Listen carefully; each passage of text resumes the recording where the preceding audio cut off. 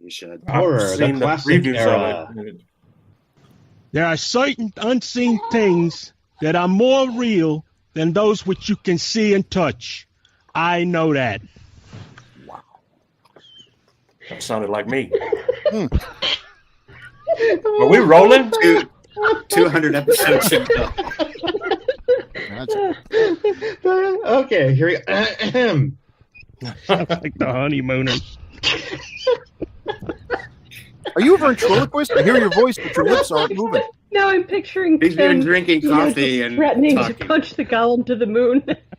I can't see the screen because of tears. Okay. This is episode 6. What the hell day is it? Gruesome Magazine. By the way, this is episode 200, recorded March 23rd, 2025. I thought it was about 350.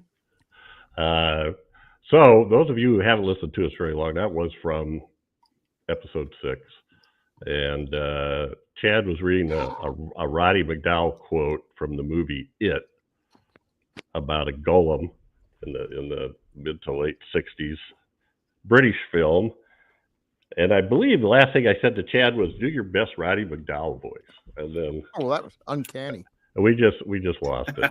So I thought it was a good time to pull that out. Plus, Joseph is here, so he was laughing. I did not pull out the one where I've got like 30 seconds of you clearing your throat. Oh, I thought that's what you would open with. Yeah. I thought for sure we'd open with that one. All right. Well, my name is Jeff Mohr, and on this podcast, we cover the good, the bad, maybe even the ugly horror films released since the beginning of time through 1969. In each episode, we'll discuss the monsters, spirits, psychos, and villains that have haunted movie-going audiences since the dawn of film history.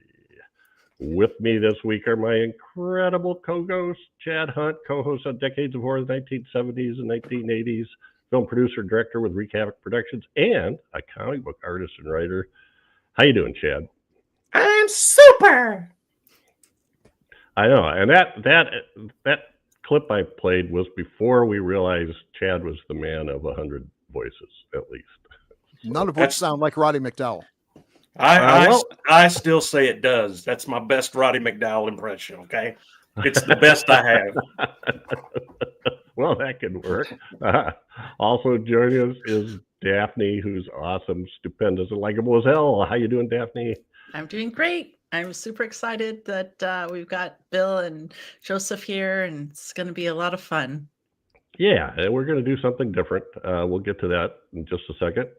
Also joining us is Bill Mulligan from Decades of Horror, the 70s and the 80s. Writer, director, special effects guru.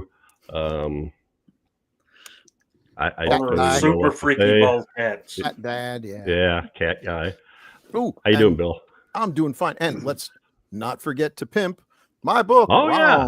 And published author. Yeah. Yes. Ooh, 3D. Space Night. Doing fine. Nice to see you guys. Great way to end a Sunday. Oh, and I didn't know why I just asked Bill because he's another DOH guy, and at the time Joseph and I were trying to figure out timing, and so I kind of figured the more the merrier. Plus, and in the end, it turned out to be a really good idea because Bill had nothing to do this weekend and made all the graphics. All right. So it would have took me a lot longer. My wife is at a cat show. Imagine that. Also joining us is OG Grue Crew, Joseph Perry. Hey, I don't have a live pet, but I can. Oh, that's pretty cool, though. That's close enough. If I can figure out this camera thing, here we go. Is that Hedera? That is Hedera. I got my Fin Fang Foom. Oh, ooh! I see your Fin Fang Foom, and I raise you one. Kiryu. Let's play, Joseph.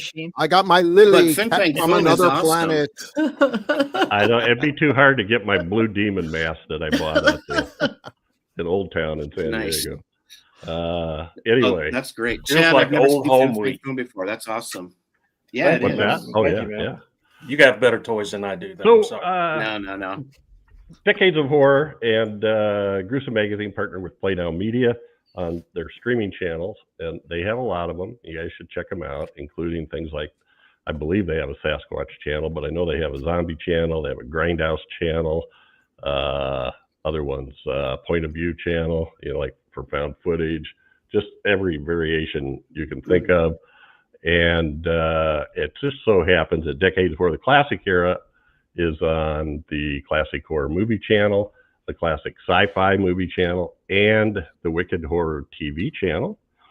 And we have a promo code you can use on that if you sign up on their website and are a first-time subscriber.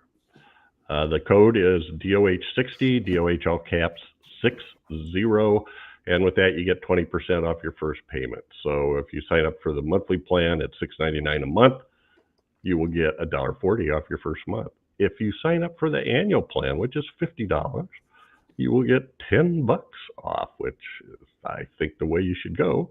There's plenty of good, fun, old movies on there, everything that you can think of, and the kitchen sink. So check them out. And if you want to, you can just go check them out without signing up for anything. They have a variety of levels you can do. You can watch it for free with ads. You can sign up with a username and password, and you can use a favorites list, and it'll keep track of where you are and play back the movie if you switch devices.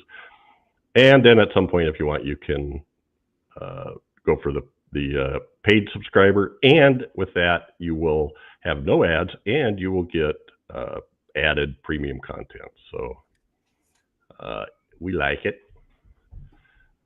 Alrighty, we're going to do something different today. Since this is episode 200, we were trying to think of what the best movie was that we could do, and I don't know. Instead, we came up with this idea of repeating our very first episode, which we called episode 0, with Chad and Joseph, Aaron Miskell, and I, where we each gave off 2 or 3 movies of our favorites in the decades. That was before we ever even started. So we're going to do that again. Daphne's will be completely new. Bill's, well, we won't know what his were.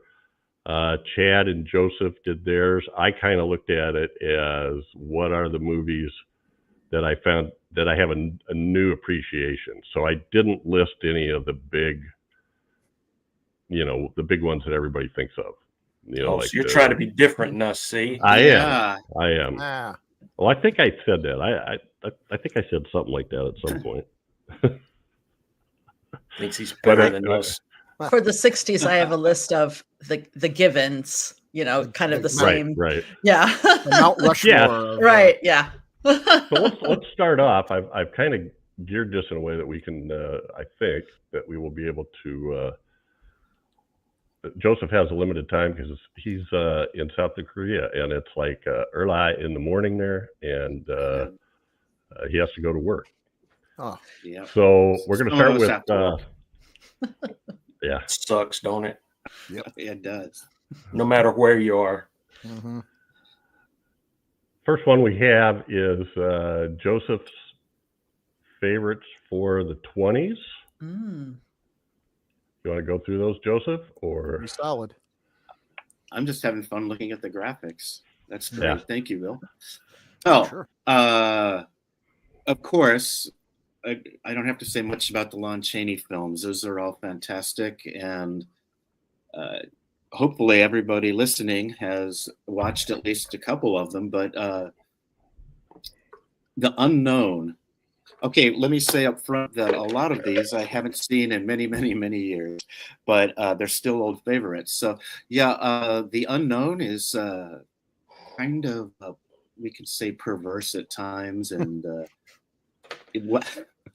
if you haven't seen that one, I highly recommend it. I'm sure most folks have seen Phantom and Hunchback, which are revered classics. The Unknown, a little less known. The title fits there, but yeah, Chaney plays somebody who's obsessed with a starlet and goes to great lengths to try to, get her romantic attention. The Golem, Jeff you mentioned it for episode 6. I think I chose that one too because of my affection for Golem films, and that was a Roddy McDowall, not remake, but reimagining of this folk tale from Jewish history. And the Golem is a creature who comes to avenge, and here he's very gentle with a young one, so you can see he's also got his soft spots too, but he's made of clay, and he'll come help folks when they need it if they do the right incantations and whatnot. Okay. All right. Excellent list. And I think what you said was the Golem and Lon Chaney films, if I remember right. And so that is correct. Bill pulled those ran with them. The Unknown, when you say perverse, it kills me how in the 1920s they were making movies with subject matter that would be a hard sell today. Yeah, grandma and grandpa. Oh no, they didn't talk about sex. They didn't even know it existed. Children just showed up by accident. These people had ideas rattling around in their heads that oh my God. Yeah, good stuff. Yeah. Well, speaking of subjects rattling around in their head, this was Bill's 20s pick. I mean, Nosferatu, I think just automatically goes in, but my favorite silent movie is Faust. It's great, and what's cool watching this, you're seeing people create cinema. That they've just been given a camera, and at first, like Méliès, they just filmed plays because that's all they had to deal with, and then suddenly one day they woke up. It's like, wait a minute, I can move this thing around.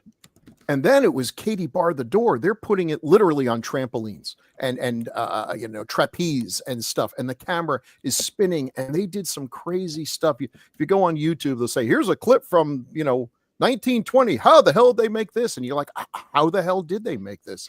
It's great. And Faust is the classic story of an angel and the devil make a bet that on the soul of a person because, the gods are like that. And they offer this guy all kinds of stuff, this old wise man, and he makes a lot of bad choices, and he's given youth, and terrible things happen to people who don't deserve it. And it's got a sweet ending by which our protagonists are burned alive. Unless you see the American version where they stuck in this thing. They're like, well, we can't do that. So they stuck in a cartoon where the two characters are lifted into heaven. And we're like, wow. Yeah, good old American. Yep. I mean, alrighty. But it's great stuff. Seek it out. Wonderful. And Chad, here are Chad's picks for the 20s. Is that all I picked? Yep. No. I think so. That's all I got. Okay, let's see here. I did pick these, by the way. But make it up. You've got some future. I think you have a future wants, and I've got those separated after we do these. Oh, okay, gotcha. Okay, you're right. You're right, Bill. I'm looking. Caligari is awesome. Caligari is just so again. Like, look at this movie. This movie would be avant-garde today. Yeah, it is. It was way ahead of its time, and those sets just continue to amaze me. A lot of them look like Wile E. Coyote fake tunnels, in a way. Right. where Dr. painted, yeah, but I love them. I just love the whole look of it. And as I never noticed before watching them, but since I've watched them with you guys and read up on them and this kind of thing, it totally fits in with the guy that's telling the story. It's a dreamlike fantasy type thing that's not really real, so it sort of reflects that in the artistry of the backgrounds and everything like that. So yeah, that's just a very important movie in my mind. But Golem, I'm with Joseph. I love Golem movies. I think if I remember correctly, and I probably not because I'm so old now, but this is like a prototype superhero film, and I always looked at him like that, like he was I think a monster, but he takes up for the downtrodden and and to put upon. And I really like that about the golem character. And this film was just amazing too, as well. Those buildings that were just as crazy looking as Caligari's build, but I think there was more of realism, more realistic in the golem version. So when we just redid Caligari, it struck me that Caligari is like the two-dimensional, extreme of German expressionism, and the golem is the three-dimensional. Buildings and everything. All right, so moving on to Daphne. Yes. Copycat. Yeah. Well, what a Chad pick. Don't tell her. I almost put Golem on this too, but I was like, let's stick with no more than 3. But yeah, everything that everybody said about Caligari, it's beautiful. It's influential, and I also really appreciated the story and just the kind of the depth of the story and how they were able to get that across. So, and then Dr. Jekyll and Mr. Hyde from the 20s. I feel like perhaps this was the first time I saw a John Barrymore movie, or one that I can remember. So that was cool watching that, and just really kind of feeling it. And then The Hunchback of Notre Dame is just sweet and intense and horrible. That's when you horrible and wonderful together. Horrible. I like that. I like horrible. Yeah. You were here when that got turned. Thank you. John Barrymore's great in this. There's a few. I mean, there's a few Dr. Jekyll and Mr. Hydes that got picked in different decades. And I like his spidery Mr. Hyde. It's fascinating watching great actors attack the same role and compare them. And Barrymore's is great. Frederick March is awesome with a lot more makeup. And Spencer Tracy, I love Spencer Tracy, but when he turns into Mr. Hyde, he just looks like an angry Spencer Tracy. Yeah. So yeah, well, this one's good. This one's good. All right, so I've got nothing new here. Well, you copycatted. You promised new things, Jeff. Yeah, I did not look. I did not look at your list when I made my list. So, in fairness, most of the silent movies have been lost forever. A London After Midnight would be on a few of these lists, but right. So I love the Dr. Jekyll and Mr. Hyde with Barrymore too, and the thing that really blew me away was that spider thing in his bed, that had his head on it. I was just totally, what the hell is that? And how come that's not some legend I already knew about? Yeah. I had never read or heard much about that. Same with you on Faust. When we did Faust, I think Chad picked it. I was blown away by that whole thing of the shadow of the devil coming over, Mephistopheles coming over the city with the shadow and thing. I was like, how in that? Yeah. Anyway, and of course, the Hunchback and Lon Chaney is so cool. The Golem, all that stuff. So these are ones that I would still put in my favorites. I would still put Caligari and Nosferatu and Phantom of the Opera, but these are the ones that I knew about, but I really, really was blown away by them when we did them on the show. I like how even in the 20s, they knew sex sells. You got the Hunchback of Notre Dame, one of the greatest makeup things ever done by Lon Chaney. What's the poster? A beautiful gypsy woman and her goat. Boom, dancing. And that's a wonderful poster too. That's gorgeous poster. Artwork. And I just realized I kind of skipped some stuff that I looked up. So just give a little history of the show. We did the first episode 0, was published January 27th, 2017. So over 8 years ago, we've had 7 different regular hosts. Chad and I are the ones that seem to be stuck here. And then we had... You won't let me leave. Joseph Perry, Aaron Miskell, Whitney Cayazzo, Daphne, and Doc are the others. And we have had, I wrote 14 there, but I kept coming up with them. We have had 22 guest hosts. So and a lot of those are repeats, but I just and I'm going to whip through this. Sean Park, Scott Wells, Nick Gadman, Kieran Fisher, Ralph Miller, Dirk Rogers, Gregory Crosby, Jerry Chandler, Bill Gabriel, Mikey Z. Daphne was a guest host first. Chris Peters, Dick Clemenson, the owner-publisher of Little Shop of Horrors, Eli Mohr, my grandson, Sammy Castle, Bill Mulligan, Brian Clark, Dave Dreher, Stephen Turek, Mike Imboden, Dan Sellers, and Alistair Hughes. Suckers. Yay. I mean, thanks for joining the show, guys. Thanks to all of you guys, and a lot of these guys have their own gigs going on. You know, Mikey Z's got his I'll get it wrong. Is it Chills and Thrills or Thrills and Chills? And Scott Wells has is it Saturday Mad Theater or Mad Saturday Theater? God, I'm such an idiot. I should have looked that up.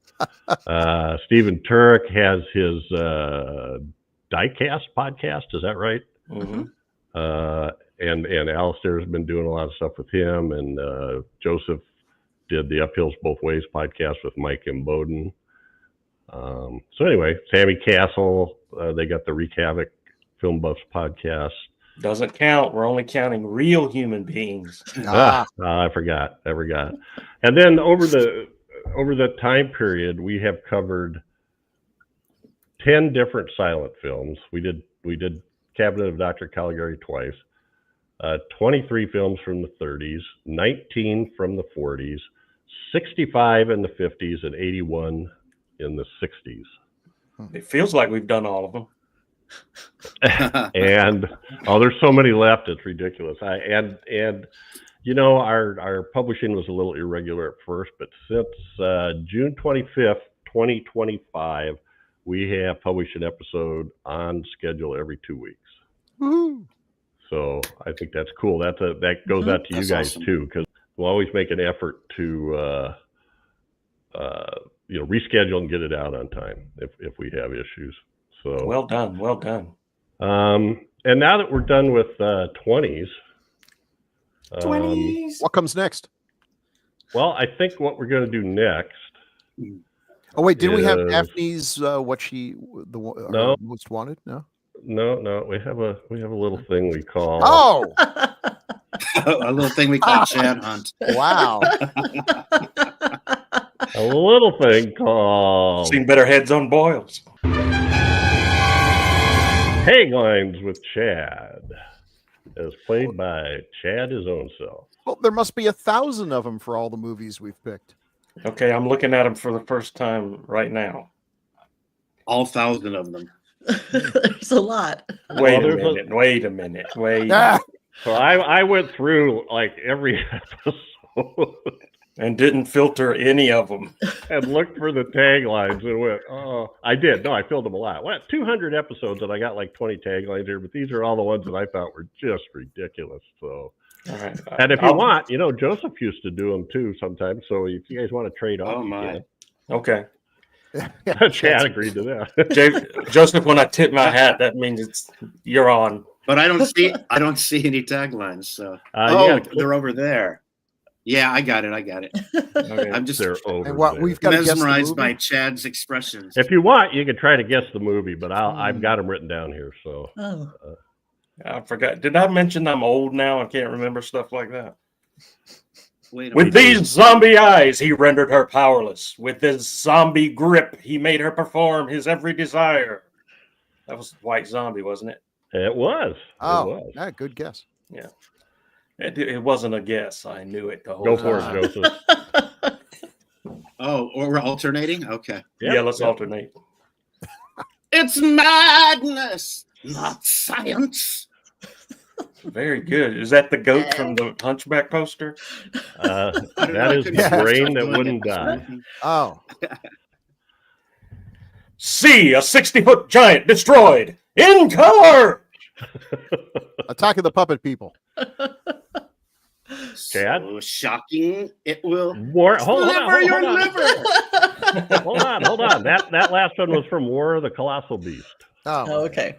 Okay, so do it again now. Oh, so we are Naming the film. Or It's guessing like the a film? magic Okay. trick. I can only do it once. Yeah. I'll try to do it differently. So shocking it will sliver your liver. Sliver your Bravo. liver. Anybody know? Liver. The Spider Baby. Yes. Whoa! Nice. I'm Nice impressed. job, Bill. I only remember that because one of its alternate titles was The Liver Eaters. No livers were eaten in the making of this movie. Yes, by the way. yes. Okay. All right. Wow. Chad? More horrible than horror. More terrible than terror. I mean, That's been Well, on that- every poster we've ever done. Yeah. just about. That one's from Peeping Tom, Oh. Mm. which is Wow. pretty horrible. Yeah. And terrifying. I don't know if we should read this next one, Joseph. Yeah. Thanks for sticking me with it. It's random. Thanks for sticking me with it. I didn't. Now I have to read it I again. get Hang it. on. Okay, just a minute. All right. Beautiful women were the victims of his fiendish facials. Oh. That just sounds cringy. Bill, you should know where this is from. I Oh. remember hearing it, but I can't think of what movie it was on. A lot of things are going through my head, but all of them will get letters. So, fiendish facials. It's Oh. Eyes Without a Face. I was Oh. going to say that. God dang a langer. Well, yeah. That, Obviously, an American tagline. Yeah. Yeah. When was the last time you invited death into your car? Oh, that was the one with Cars that female- Ain't Paris? We haven't done that one. No, the one invited the one death. with Burger, Burger. the hitchhiker, Yeah. William Tallman. Oh, wow. It was Oh. a double connection to Perry Mason. So anyway, next up, Electric mutation horror. The hottest band in the world. Electric Mutation Horror. that's close. Oh, I was gonna go with That's- Donovan's Brain, but no. I was going to go with the Mutations. The Indestructible Man. What's the one that everybody loves the song for? Besides Oh. the Blob. Oh, I was going to say Green Blob. Slime? Yes, Oh, yeah, they are Oh. electrical. Yeah. sorta. Wow. Okay. All right. Step right up, ladies and gentlemen, and disguise yourself from the forces of evil. Get your Rasputin beard free as you enter the theater, given to guys and gals alike. I just it the thing that makes it great is given to guys and gals alike. Sure. And I'm that's sorry, kind of my girl's obvious. too good for a beard, a Rasputin That's beard. right. I just think it's Okay. wonderful that they marketed a Rasputin beard as a Sure. giveaway. I think that's just Mhm. great. Joseph. Okay. It is safe to say that the grandchildren of some of the people in this theater will not be born on Earth. That's Anybody? a shocking revelation. Sounds like a threat.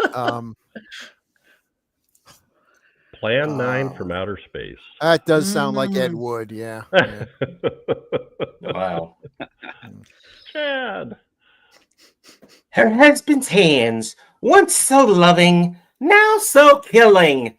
His mind possessed by a dead man's brain. Mad Love. Close. Ah. Donovan's Brain. Oh. Yeah, Somebody's Mad Love brain. had a. I almost put in the one from Mad Love because it was like his dead hands live. I'm like, wait. Anyway, all right. Next. She gives you that weird feeling. Oh, I know this one. Dracula's Daughter.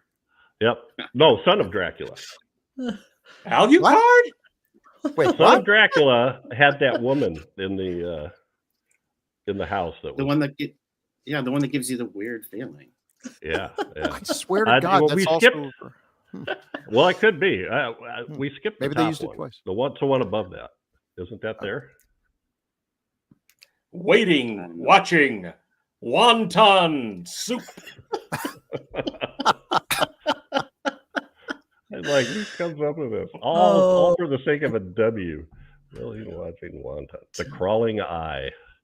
Really? Okay. Yep. Wanton. Okay. Next. The monster created by Adam's Gone Wild. The ghost in the invisible bikini.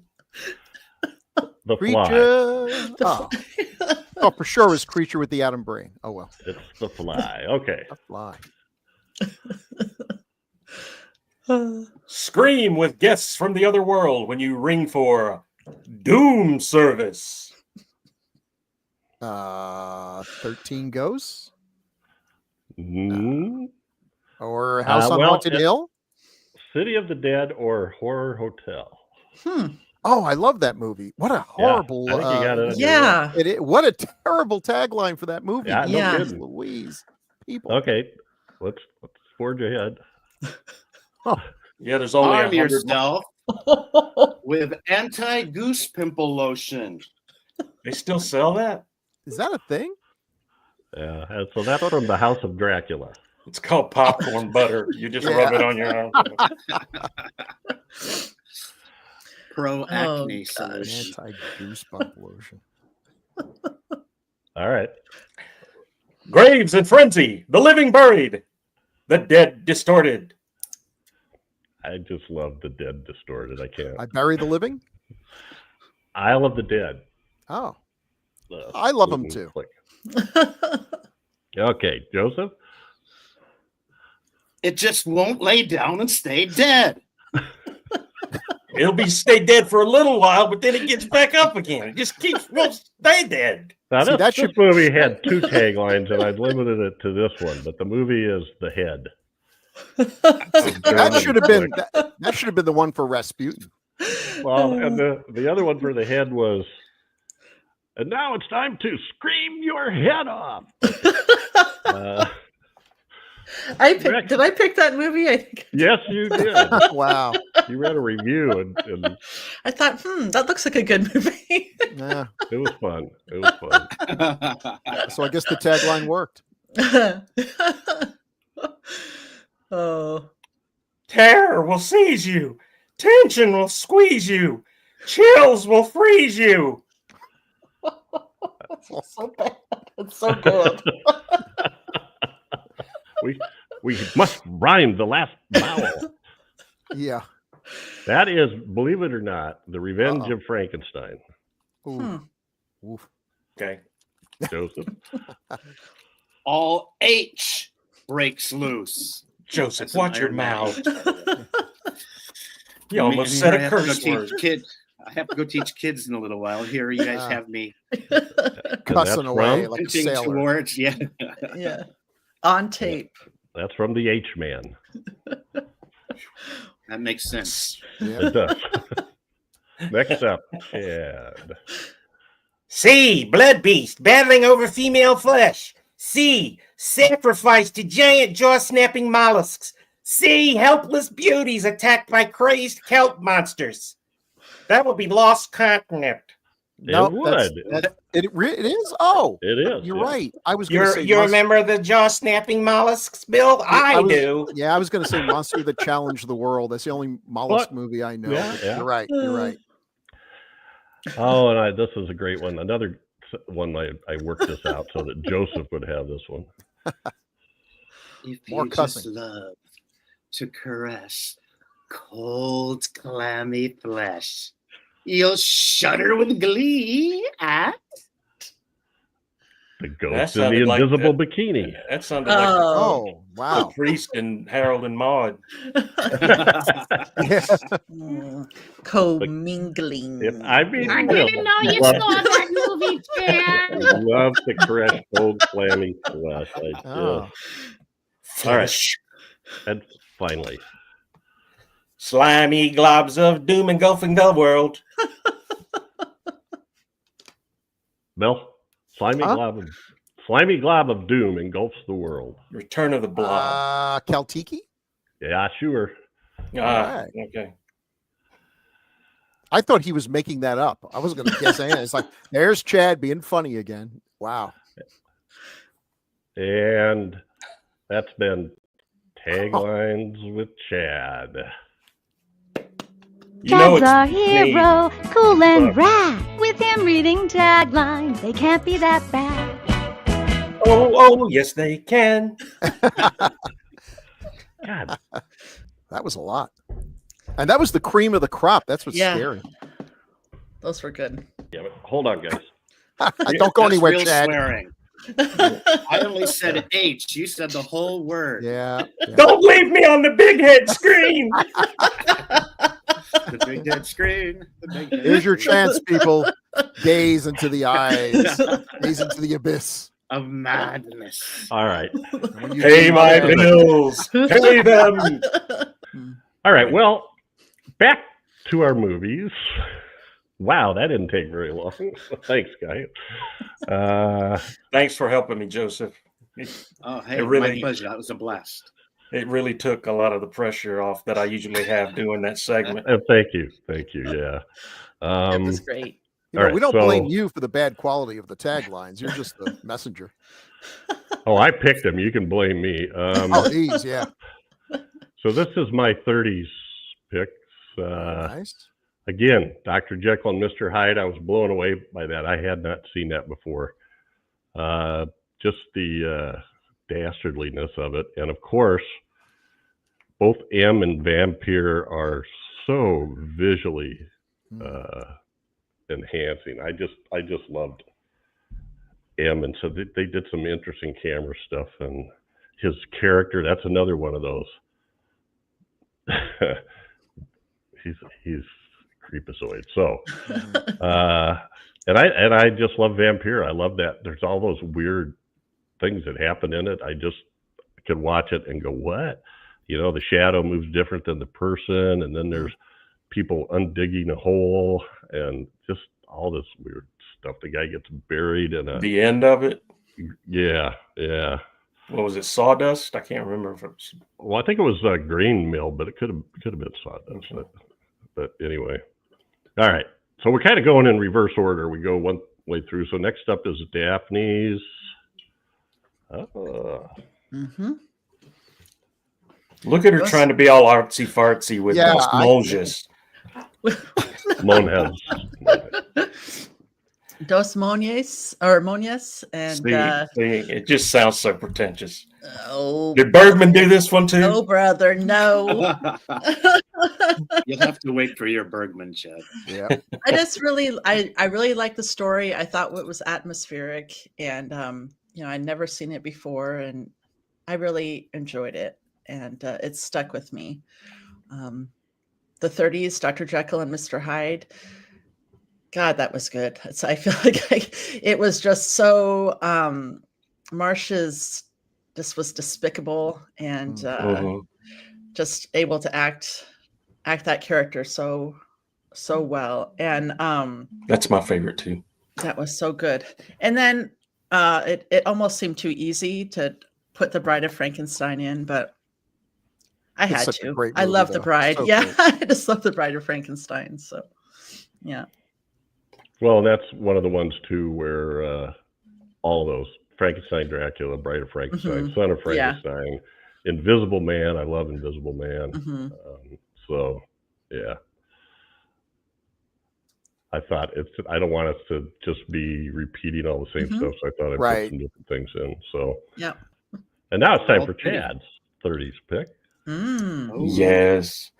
I tried to do the same thing. I didn't want to pick the same things I picked last time, but there's some you can't refuse, like Bride. It's just that's my favorite of all the Universals, I think, the Frankenstein movies.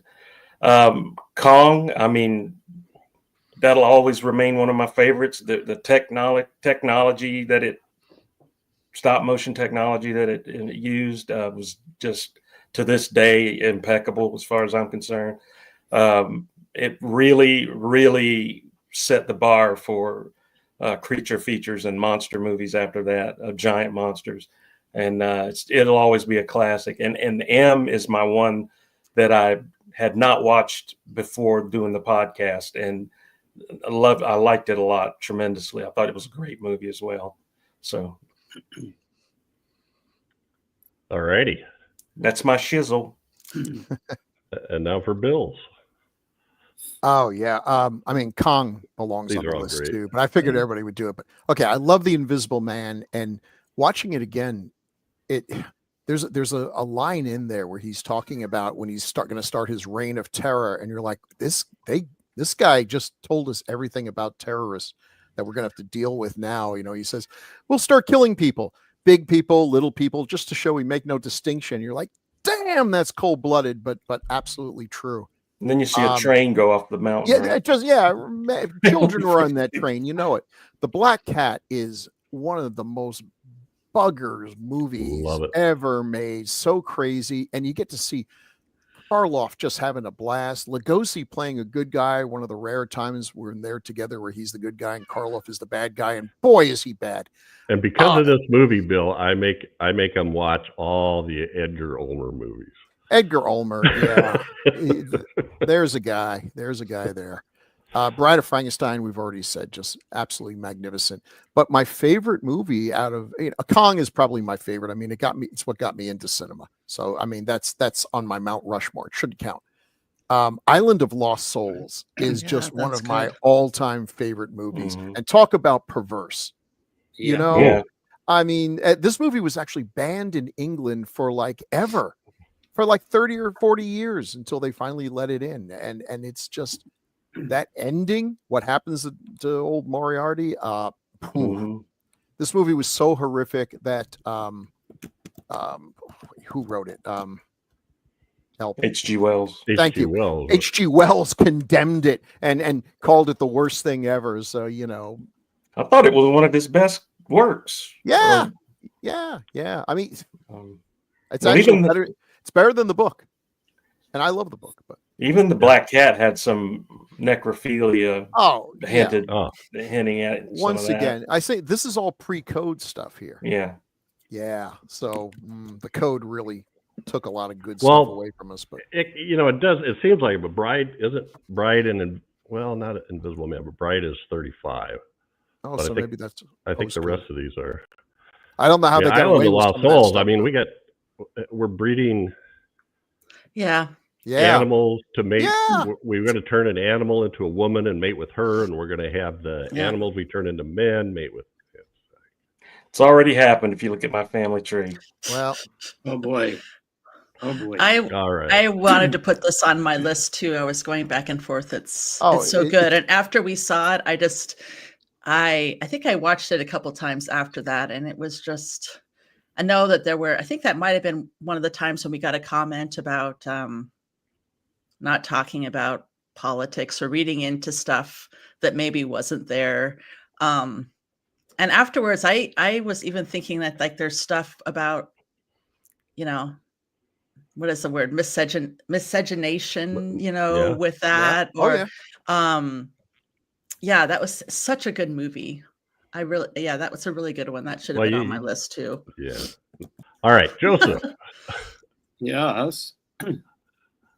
Well, I was concerned that I had a recurring theme going through my films, but thank you for showing all those other 1930s films that also deal in perversity, and all three of these do. These are awesome. And hey, the 40s, we've got some candidates for that too.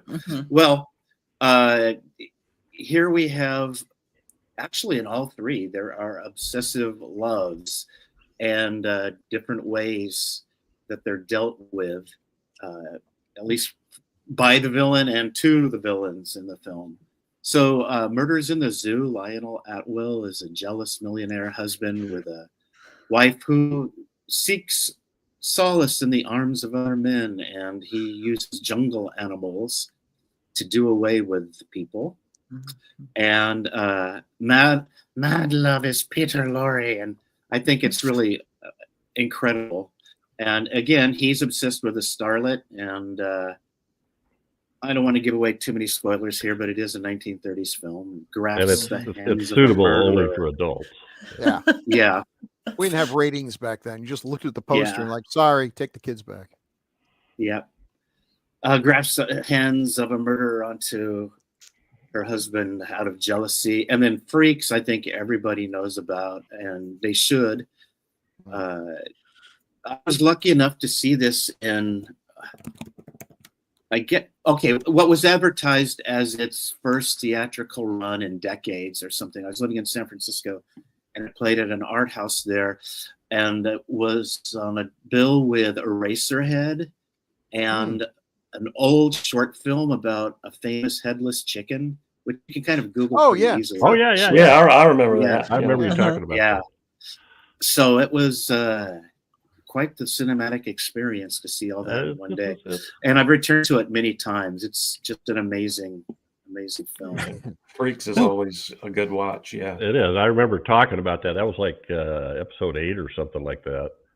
And we tried to sing Gooba Gaba all together, and we failed miserably. Wow. Too much latency across the interwebs. That sounds like a great triple feature, Joseph. I mean, man, who organized that? Diane Arbus? I mean, that's just crazy. That's 3 amazing films there. Man, if they lose Eraserhead tomorrow in a warehouse fire, I will not be sad about it. The thing is, when we finally did Murders in the Zoo, Joseph, that opening scene where that guy's mouth is sewed shut just freaked me out. Yeah. He's out in the jungle. Anytime. Yep. Anyway.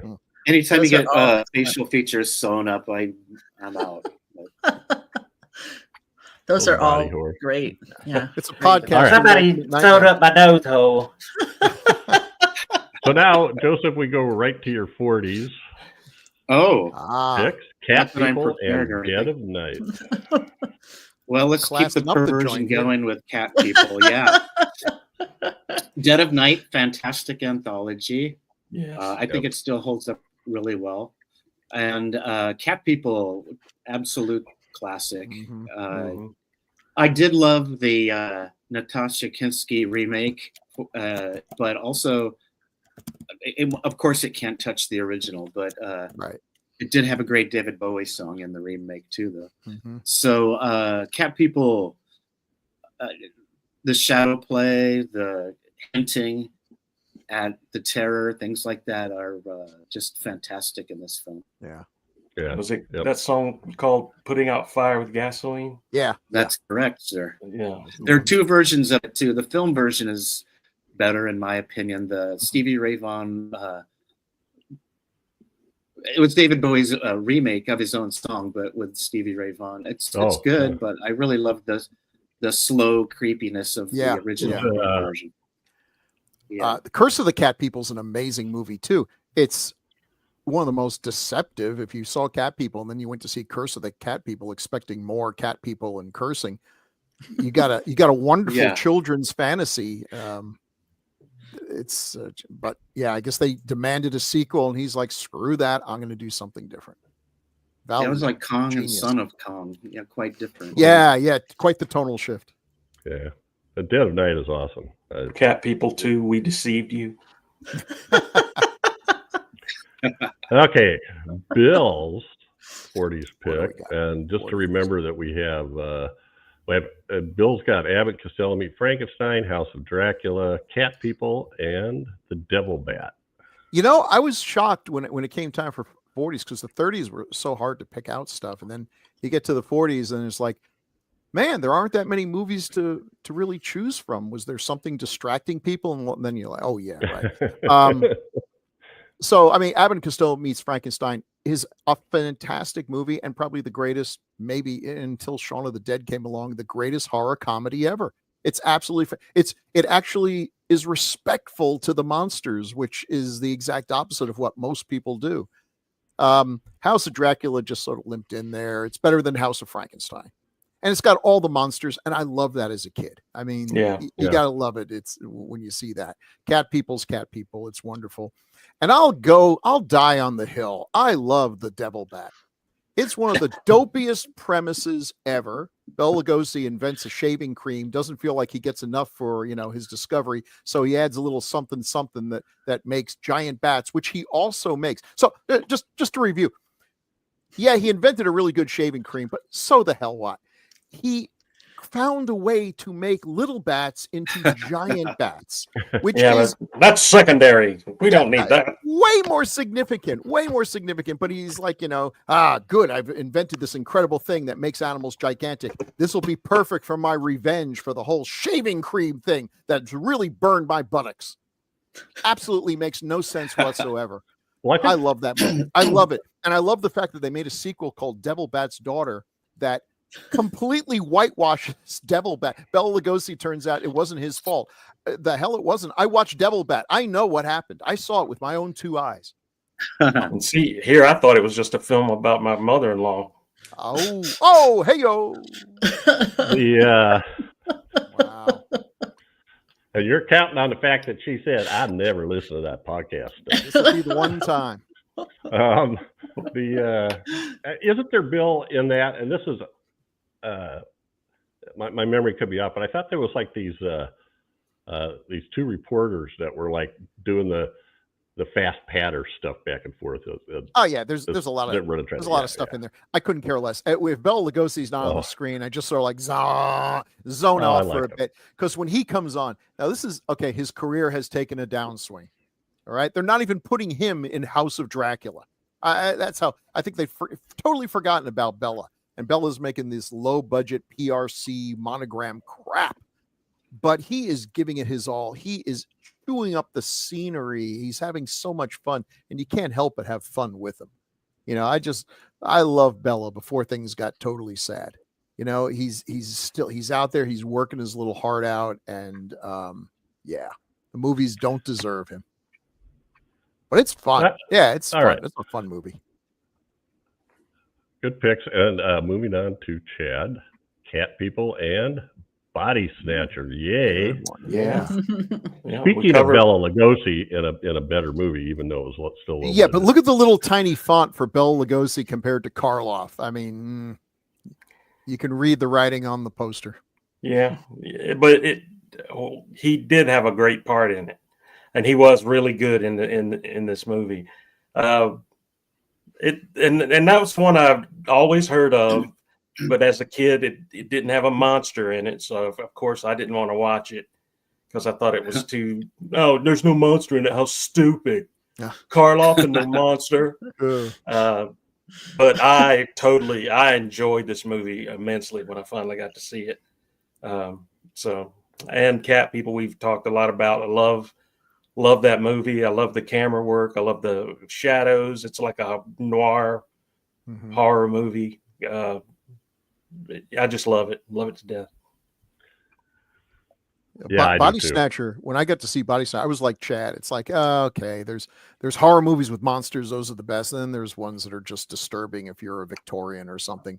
But when I watch Body Snatcher late at night and we get to the climax with Karloff's dead body draped over this guy in a bumpy carriage, I'm like, I remember literally getting chills. Like my blood went cold.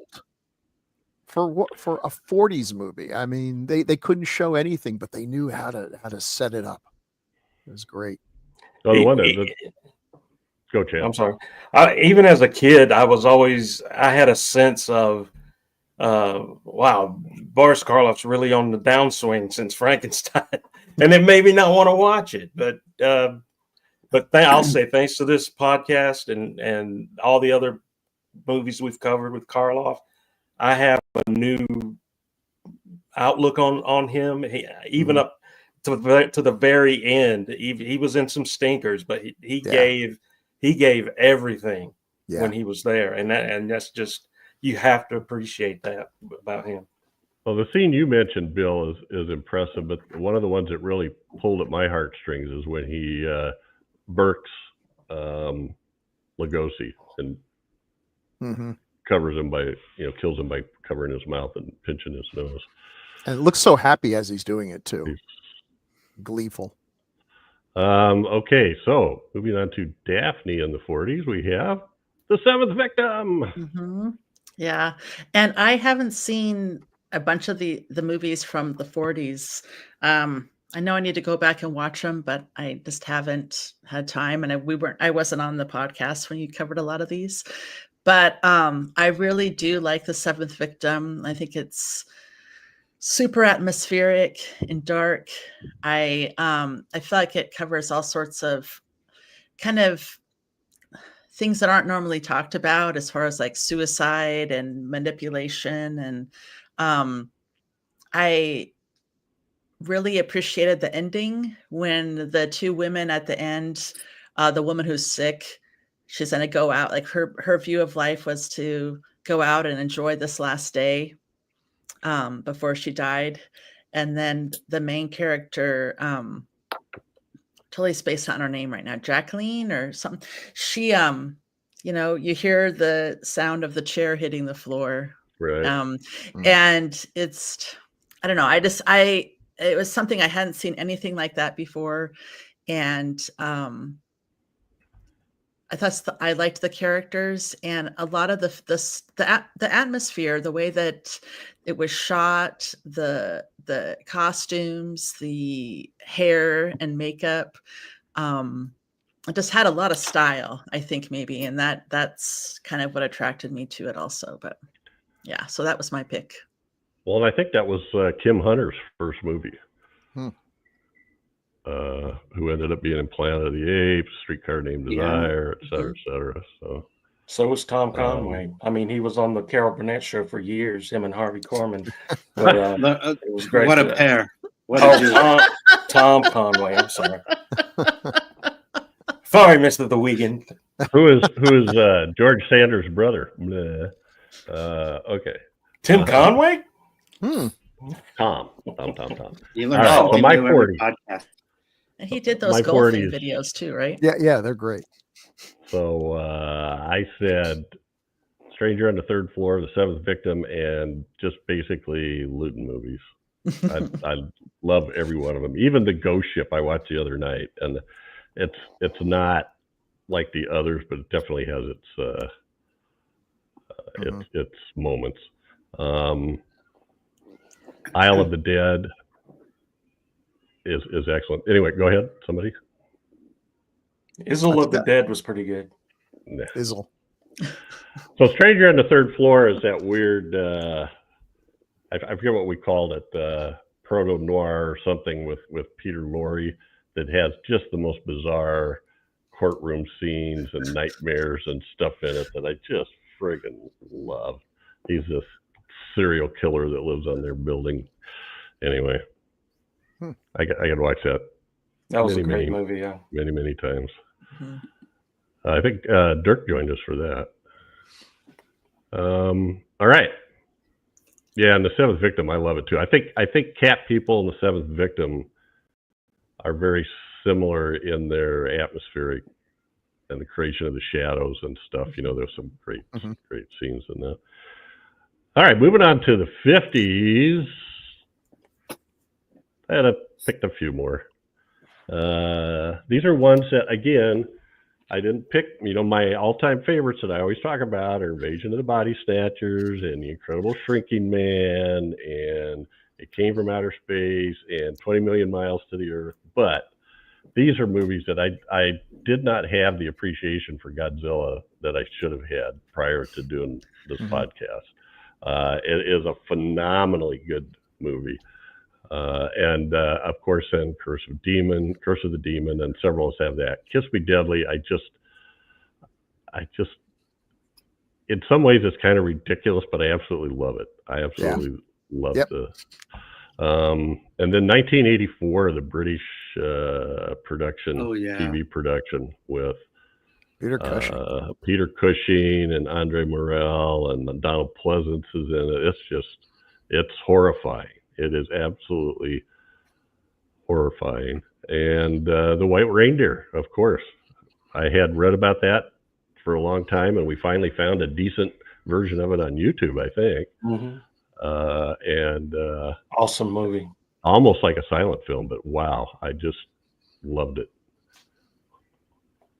All right. Good. It's also a Ted Nugent song. Thank you. Oh, I'm sorry. That's the Great White Buffalo.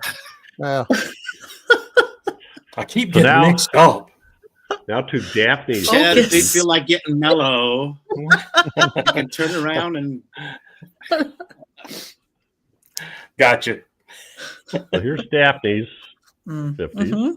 Yeah, similar to yours. And one the great white- addition. Yeah, the white reindeer. Wow, so good. so good. I wish I could describe it better, but you did a good job covering it. 1984, so disturbing. Amazing to see those actors so long ago. I mean, it's just, you can really see how talented they are, and it's unsettling and it gets under your skin like it should. That was really good. And then The Night of the Hunter, which I hadn't seen before, and oh my god, so good. The God, I just oftentimes I think about the scene of Shelley Winters underwater. Yeah. And just the beauty of it, and the evilness of it. Yeah, amazing movie. So my favorite part of that movie is is it Lillian Gish? Mm-hmm. And then when she's sitting on the front porch with the shotgun in her lap. Yeah. That was such and the two of them start singing, and it's like, that was so great. The two things about that movie that stand out is, one, how hot Shelley Winters was. Because I just remember her from like Match Game or something, you know. Poseidon Adventure. Poseidon Adventure. Yeah. Earthquake. And Charles Lawton was an amazing director. And the only bad thing about this movie is that it did so poorly, he never directed another movie. He did a phenomenal job. This movie holds up so well. Just absolutely fantastic. I'm glad you guys covered it. More people need to know about that movie. Shelley Winters, Joseph, she appears in a certain subgenre. Then I forget what you used to call it.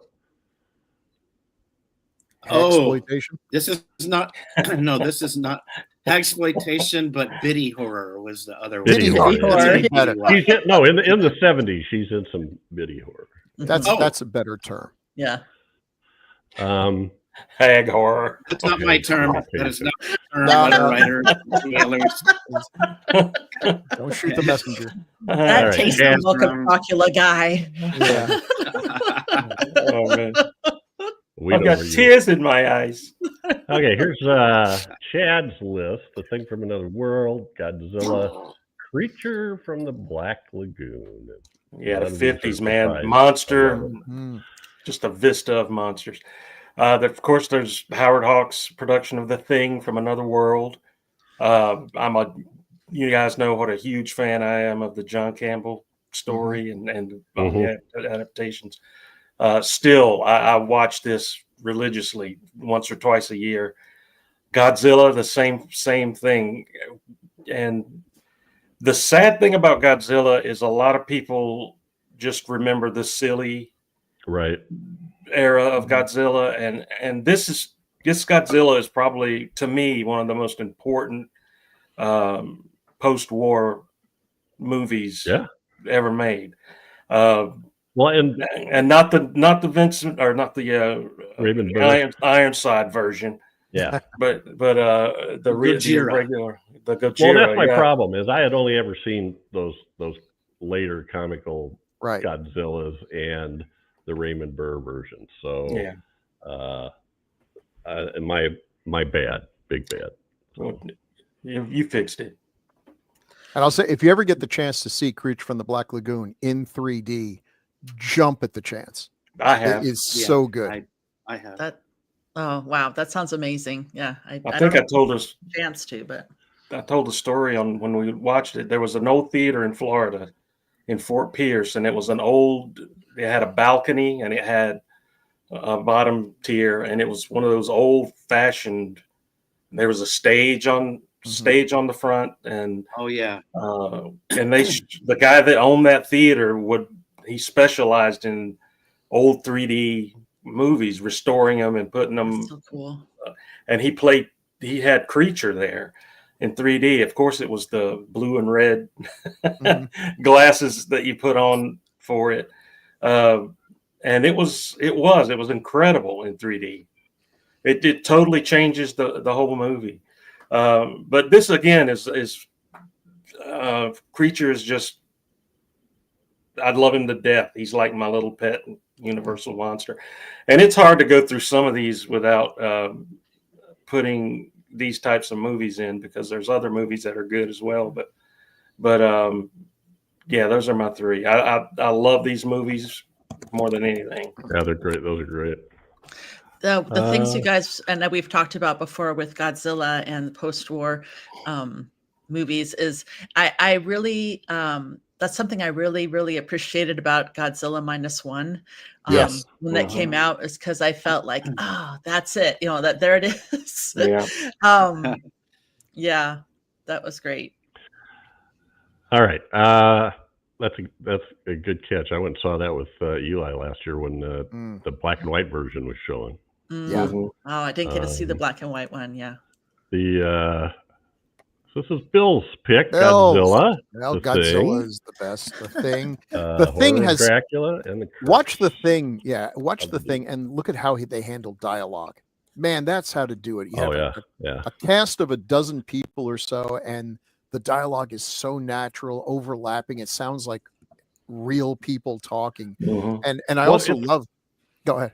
Well, I was going to say it's an awesome cast of character actors, because those people show up over the next couple of decades over and over and over again. I love how the scientists and the military people are at odds on this, but come together in the end. And they even make the antagonist, the scientist played by, was it Robert Cornwaith? You understand his point of view. You don't want him to win, obviously, but you see, he's admirable in his own way. He's courageous, but he's just 100% wrong. Horror of Dracula. I realized at a certain point, it's like, oh my God, I don't have any Hammer on my list. I got to put some Hammer. Come on. And Horror of Dracula is terrific. It's fun watching it now and realizing Lee has just a few lines, but he has such a commanding presence and just commands the role. And of course, Cushing is Van Helsing. Just the absolute best. Beautiful movie. Curse of the Demon. Savage Dracula. Yeah.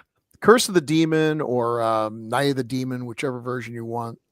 Man, that movie is absolutely fantastic. And it's the one time where studio interference actually improved the movie, because they insisted that the demon show up in the movie. And the director, and I get where he's coming from, he said, no, let's leave it ambiguous on whether there's a demon or not. And usually I'm on the side of the artist over the suits. But no, they were right. That's a great demon. Yeah. Maybe they shouldn't have put it on the poster, but you got to put butts in seats, and that face will do it. It's a terrific movie. So intelligent, so well written. I love all four of these. That was great. Yeah. All right. Joseph's 50s. Let's make sure we get Joseph in here now. We're getting down to the end. So, Joseph, your 50s list. Let me just list Creature from the Black Lagoon, Godzilla, Beast from 20,000 Fathoms, Curse of the Demon, and tell me that Ghost of Yotsuya. Yotsuya. Well, we've talked. No, you were right. I put a wrong syllable. The emphasis on the wrong syllable. Okay. We talked about that's soluble.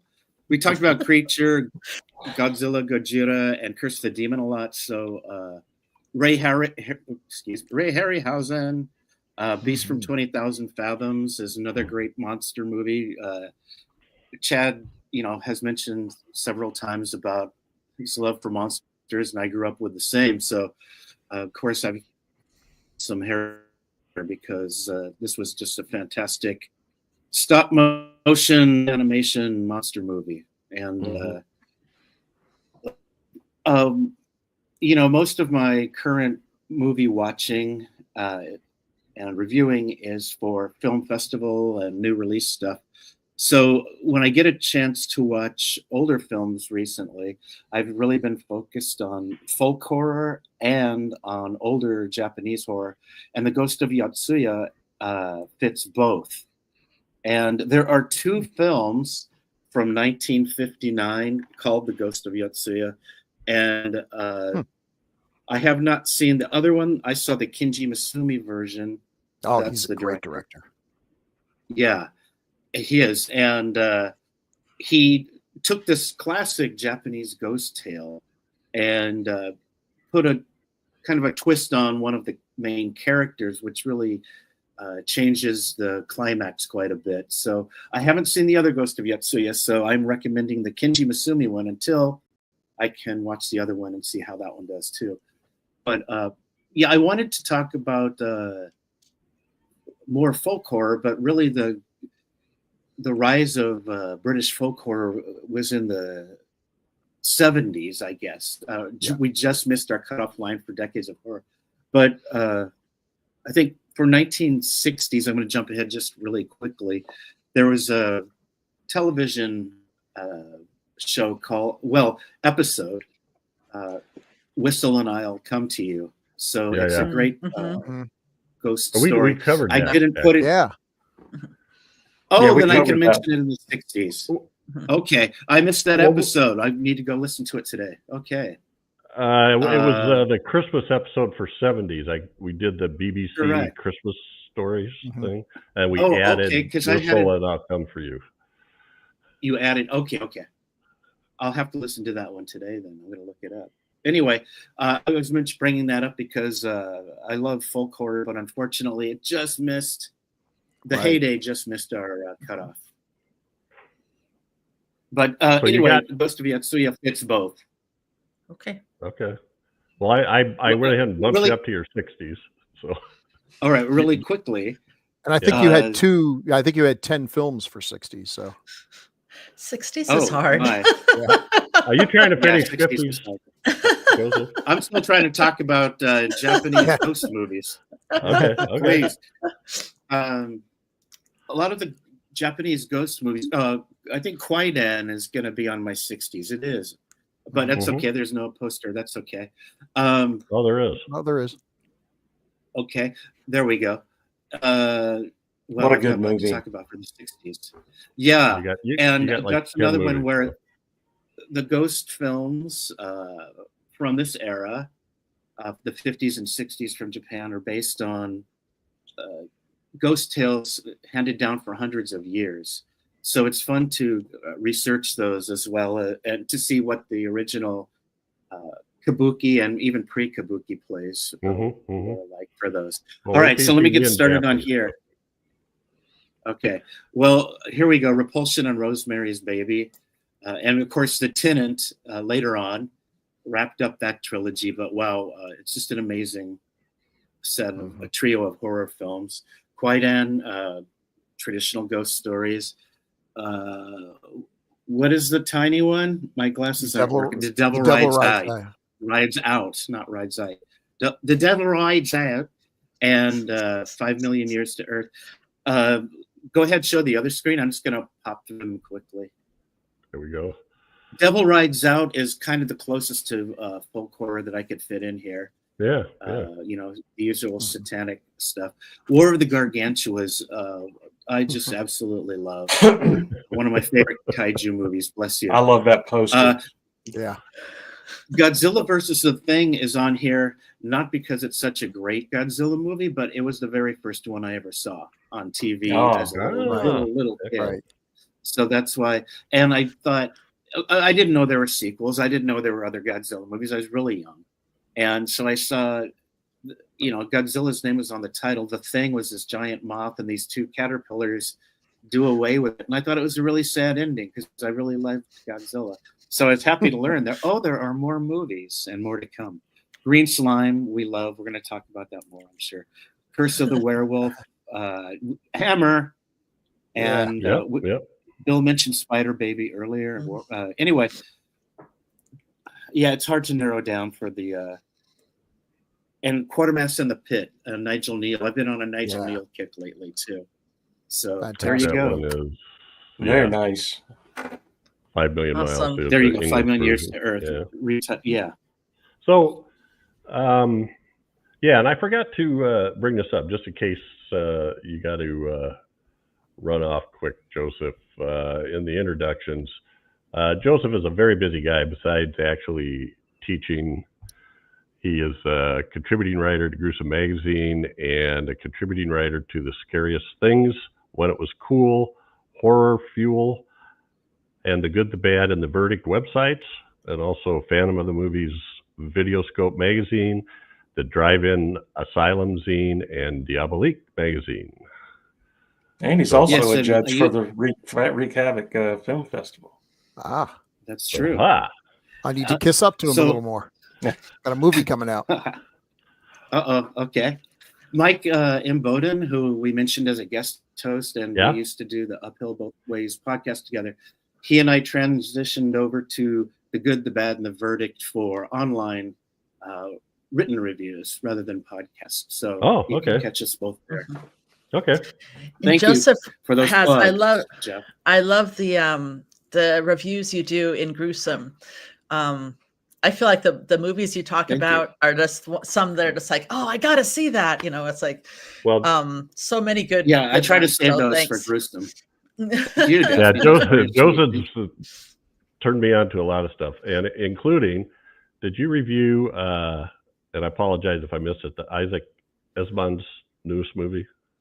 Yes. Yeah, that's up Okay, well, there. I just got a screener for that for Gruesome Magazine. Oh. Maybe you already did it on Gruesome, but we can have more than one. Yeah, let's check. I know I at least did a curtain raiser for that one if I didn't do the full review. Yeah. But I think you're gonna love it, Jeff. Oh, you turned me on to him, and I've watched everything I could of his, starting with The Similars good. was the one. And, Similars is really good. Yeah. Similars I was think great. I heard about that from your review. I think a Oh, couple thank from you. that studio. Mhm. That's where I heard about it from. That's Yeah. turned out to be one of my favorite. Also, one of my Independent favorite things, yeah. actresses is Florence Pugh, and the first time I saw her was in Lady Macbeth, which Joseph. Oh wow, Yeah, that's been a turned me bit. on to. Yeah. Yeah.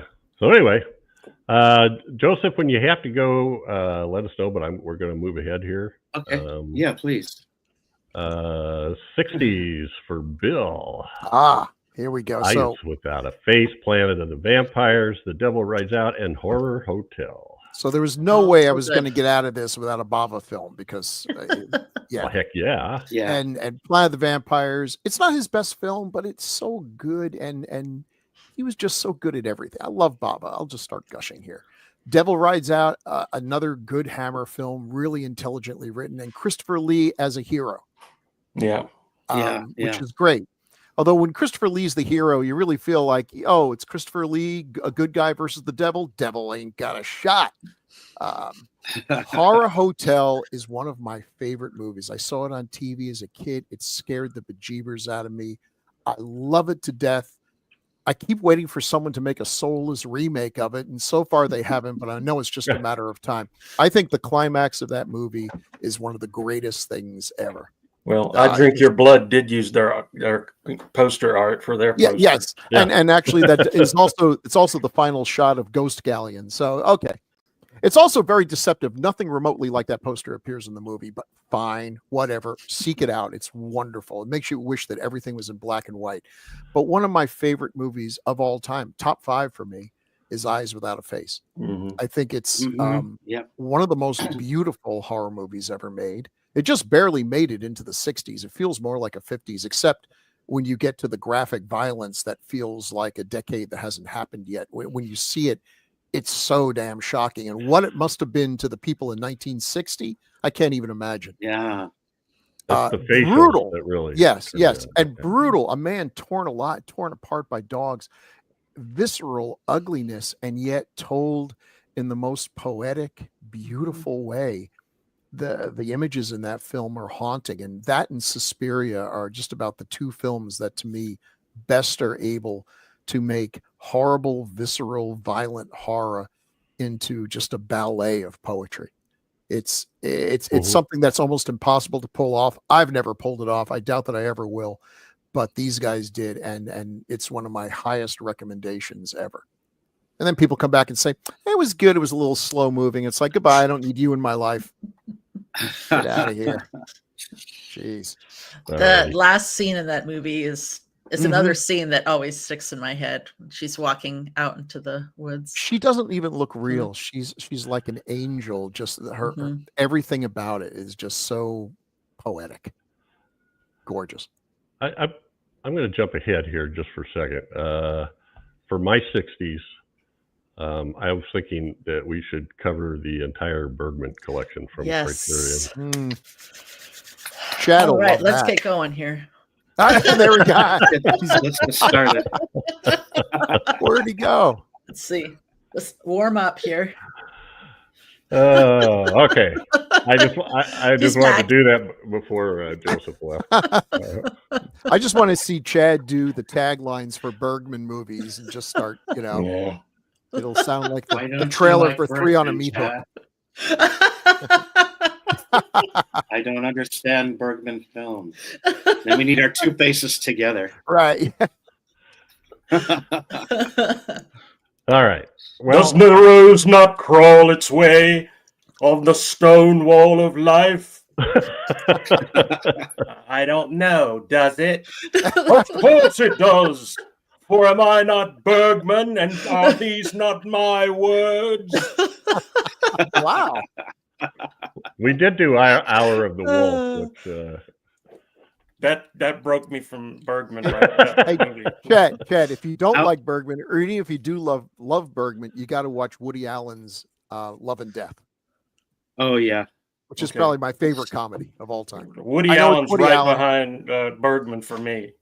Well, yeah. The guy. Look, okay. I know. So you got, What do you mean? What do you mean they gave you a ticket? What are you talking about? They don't just hand out tickets all willy nilly.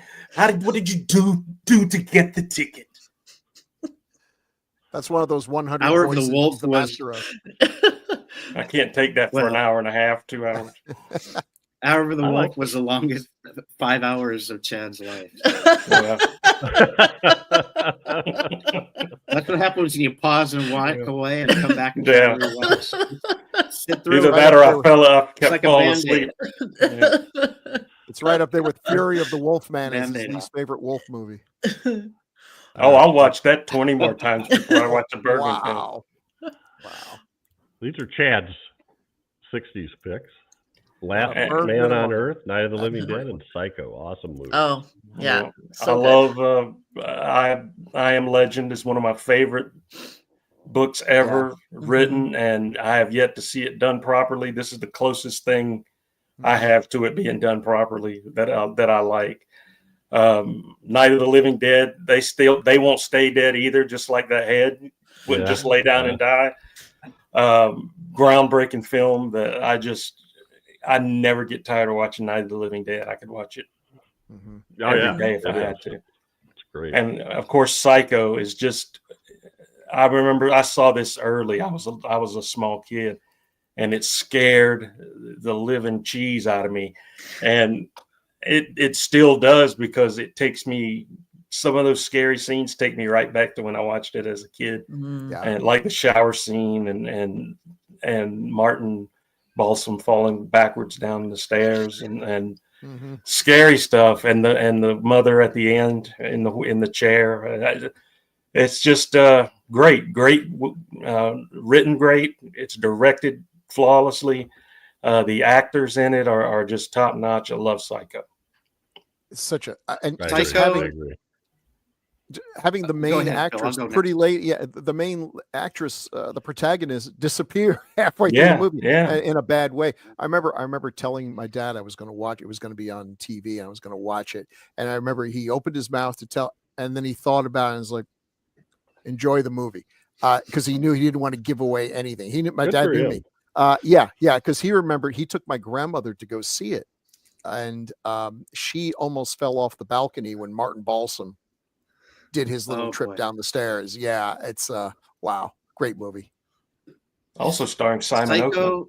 Yeah, Okay. Psycho is one of those movies that I call a schoolyard legend. And what I mean by that is when I was in elementary school, there's always a kid who gets to see a movie before everybody else because his parents right.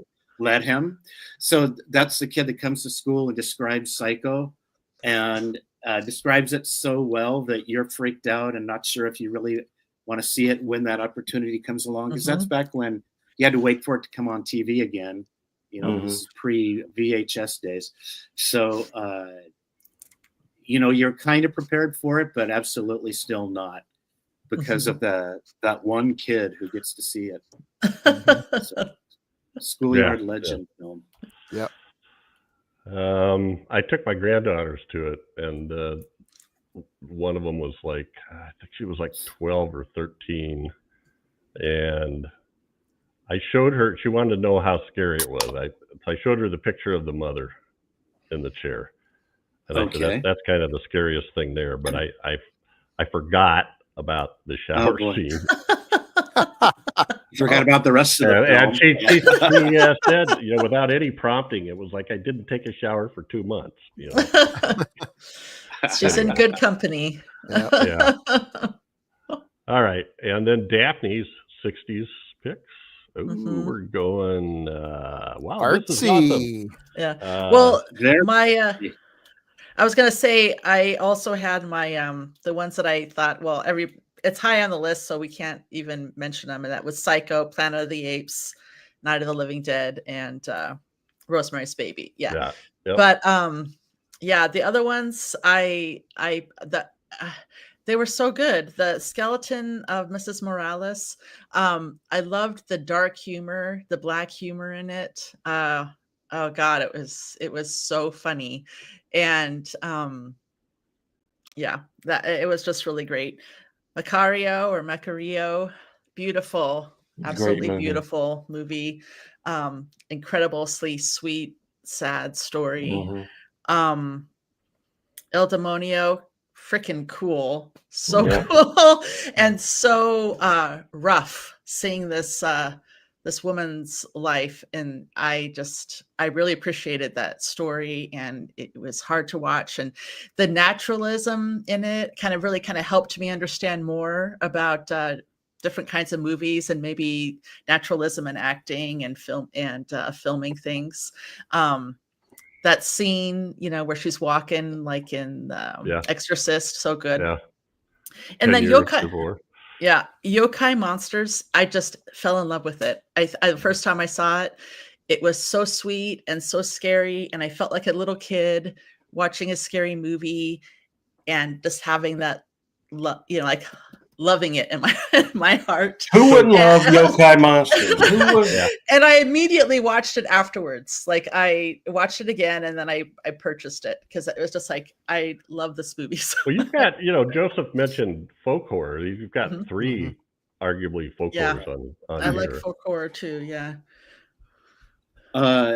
Il Demonio, yes, absolutely great. And I just happened to last night watch a new French film. It's getting wide released this week, I think, called Hood Witch. And I think it would make a great double feature with Il Demonio. Really? Both are about persecuted women and involving the supernatural and everything. So cool. You might want to look into that one too. Yeah, thanks, but Joseph. Hood Witch?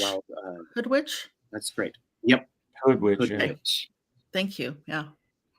All righty. And then my 60s, Eyes Without a Face. So good. The Tango. Onibaba. How can I forget Onibaba? That just Isn't that the little green guy's name on the Flintstones, the green alien? Oh, that was Gazoo. I'm batting 1,000 today. Wow. Well, something about Matango for me is just the whole atmospheric thing and how everything gets so mossy and moldy and plant overgrown. Moist, very moist. Yeah, it's very moist. Yeah. That's right. Planet of the Vampires, I love the visuals. I love the suits. I love the ships. Yeah. I love the beautiful people wrapped in plastic. It's just God. I just love it. Yeah. And then Quatermass in the Pit was one that I saw when I was a kid, and it didn't really hit me. And I think that it was I think it was cut, and it was under the American title, like 5 million miles to the Earth or whatever it was. But when I watch it now, holy cow! And then I went back and found the BBC series and watched that. And that's really good as well. A little more detail. It's like probably 3 hours worth, maybe. Yeah.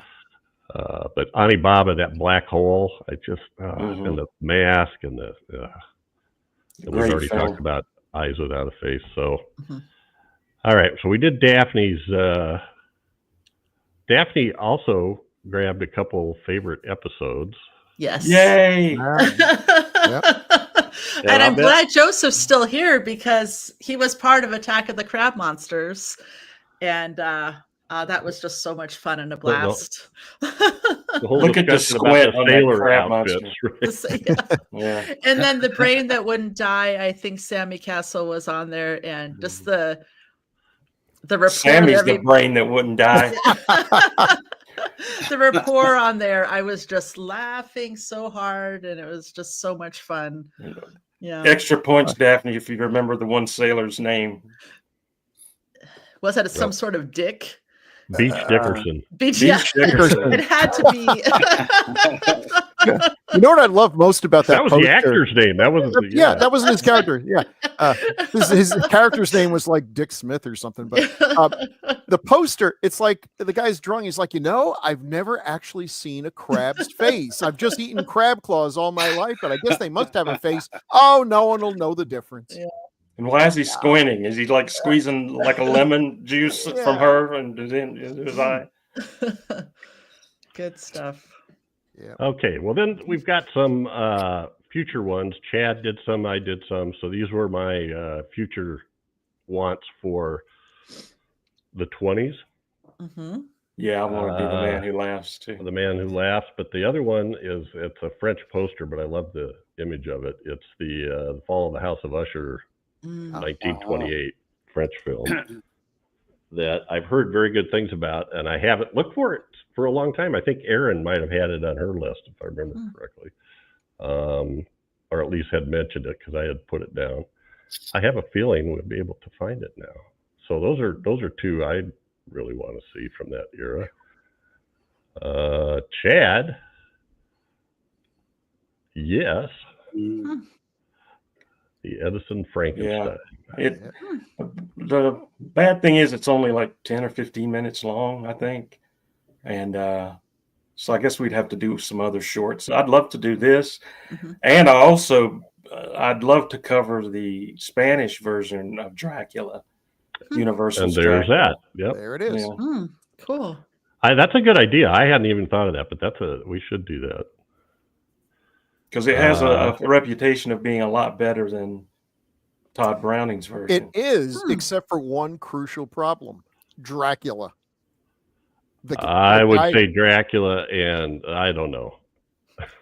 I think the two women are awesome. Other than that, I like Todd Browning's better. Yeah. Well, I fell in love with Lupita Tovar. She's great. I've never seen it. I have it, but I've never even seen it. But it's supposed to be. I know some of the camera work is better. It's got some cool shots in it and stuff like that. So that's kind of what I wanted to check it out. I'm so in love with Dwight Fry and Bela Lugosi and Ben. Ed, who plays Van Helsing? I'm drawing a blank. Edward von Sloan. Yes. All right, and then my 30s. Were you going to say something, Chad? I was just going to say, when we've warned you. I had a 20s want, but that Joseph mentioned was The Unknown. I would really like to see the. Yeah, we have. I've got yours, but you've got. It's like all 6. Damn. So. I was going to put that. I was going to do that one in the end. So. Jean-Claude Beauty and the Beast is amazing. Yes. Yeah. So mine were Werewolf of London and Mysteries of the Wax Museum. I love Werewolf of London. And then for 40s, I'm with Bill. I want to do Devil Bat, and I keep talking about doing Hangover Square. It's not really horror, but there's an incredibly horrifying scene in it. Plus, it's got Laird Kreger. I mean, yeah, and the main character is a composer, and I just want to put Chad. Is this another horror adjacent piece of crap? Oh, listen. Oh, they're all horror. So my future, my 50s futures are the 2 Quatermass movies, and those are the English titles. The Creeping Unknown is the Quatermass Experiment, Those and are my Quatermass favorite. 2 is Enemy from Space, And then House by the River, that's a horror adjacent. That's a Fritz Lang flick. No. Well, I'm claiming Fritz claiming Lang. it counts because I saw I pulled 2 lists of top horror movies for every year for the last 100 years, and they both listed House by the River as the number 1 movie for the 5th. And I listed every day that I've been alive as total bullshit. You've never seen it. You've never seen it. I don't have to see it. Look, you've got Jane Wyatt hugging on some handsome dude right there at the bottom. You got a dancing girl at the top. Nothing scary here. Now, Chad, in fairness, if you just looked at the poster, Hunchback in Notre Dame is about a girl with a dancing goat. So there we go. Yeah. And then that's awful thin. My future 60s is The Witch's Mirror. Okay. The Mexican flick. La Bruja. The House That Screamed, which was directed by the same guy that did Who Can Kill a Child. And what's this bottom? I'm trying to remember. The Horrors of Malformed Men. That's it. Yeah. I don't know what that is, but I would put it up against the River by the Lake or whatever that other movie was. The only other thing I could other poster I could find was the Blu-ray Cabin cover with a from View. Arrow, and that's not really the poster.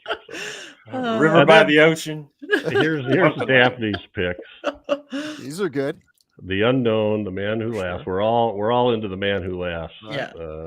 We're into Conrad Veidt right now. Kira Neko. Scary You may hear that at the end of this episode. Mark of the Vampire. Beauty and the Beast is I think I've seen that. Gorgeous. I'm trying to remember. It is gorgeous. And The Haunted I was on a Strangler huge- is interesting. The only problem I with was on a huge. go ahead. Go ahead. I I was was on a gonna say, huge the only- Jean Cocteau kick. Oh for a my while. God. I'm going. I'm going. Do you want to talk about any of these, Daphne? And Oh no, go ahead. Maybe I Joseph was did. set up. I'm out. I was set up. never mind. Joseph Never mind may that I have was had gonna something to say. That I was on a huge Jean Cocteau kick and wrote an article for Film Facts magazine about it. Yeah. Blood of a Poet and Beauty and the Beast. Oh, I did see and, it. I did see it. John Orpheus, all fantastic films. Okay, I was just with that. I'm not going to interrupt anybody else. I need to go to the 8:00 meeting here. So hey, I had a blast. Thank you, everybody. Hey, it's great to talk great about seeing it. you, man. Hey, Thanks, thanks so much, Joseph. Joseph. It was great talking. It's like with you. old home week with you back. Yeah. I It think does so feel like too. that. Thanks, everybody. I miss you Thank all, and you. I'm so happy to reconnect. Bye-bye. Bye-bye. Have a Have a great great day. rest of the Have a great show. day, buddy. Bye-bye. The great Joseph Thank you. Perry, everyone. Oh, please. Bye. Thank you. I was just going to say the only bad thing about Beauty and the Beast is that at the end, when the beast turns into the handsome prince, every single person in the audience and the woman on the screen, Beauty, are disappointed Oh, because the beast is not the least bit beastly. He's actually kind of cool looking. Yeah, but it's a I know great I've movie. seen it, but I don't remember much. And anyway, It's another one of those that really has a poetry to it and, well, and captures the fairy tale aspect better than just about anything. what's the silent film from the 20s with the that's got the cutting the sheep's eye, Shin? Oh, yeah. Chen Andalu, Yeah. Delusion Yeah. Dog, Yeah. and Delusion Dog. Yeah. I think that we thought about combining that with the Edison Frankenstein. Doing Yes, that would be good because and they're find both another short. short, maybe. There's a couple I was looking at from the 20s that were I don't know if they were kind of more like avant-garde kind of thing, but they sounded really cool too. Well, I'll look up Meshes up in the list. Afternoon was a That's good one. yes, Yeah. yeah, that's the one I was thinking of. Yeah. There's also Melius did the it's like the dancing devil Mhm. thing very early on. That's another one. That's way early. That's probably There's actually one of the first horror movies ever made. Really, maybe the first European horror is a version of Edgar Allan Poe's. What is it? The Facts in the Case of M. Valdemar or something. Valdemar. Yeah. There's they found it too. It looks like it was like an amateur production, like something we would do. A bunch of people somehow got together and found the equipment and shot this silent movie. And a guy, The one I'm thinking of is rather graphically. the one I'm thinking of is The House of the Devil from 1896. It's only 3 minutes long, but it's got a bunch of, he was experimenting with special effects. So he was such a brilliant filmmaker, and yet for some reason never could break away from making everything just a film theater. It was almost there. And it's sort of shocking that you look at, as horrible as it is, you look at something like Birth of a Nation and you're like, well, this is shot like a real movie with close-ups and scenes and using edits to tell the story. And it's amazing that film was around for so long before people figured that out. Mm-hmm. But once they did. Yeah. No, well, this is fun. This was fun.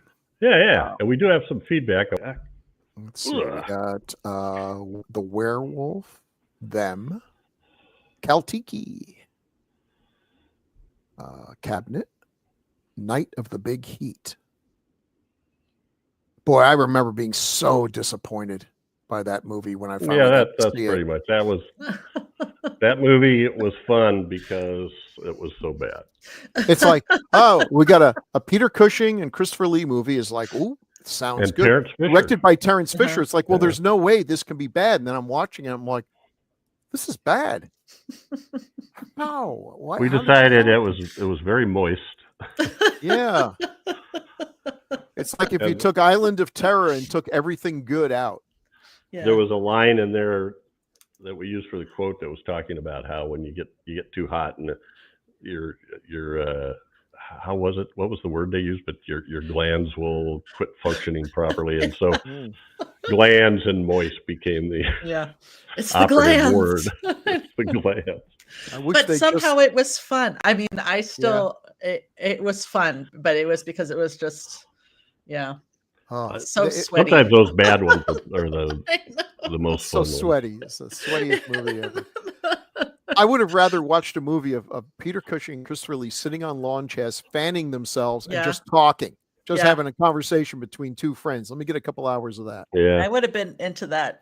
Absolutely. Well, and the ending is so abrupt. So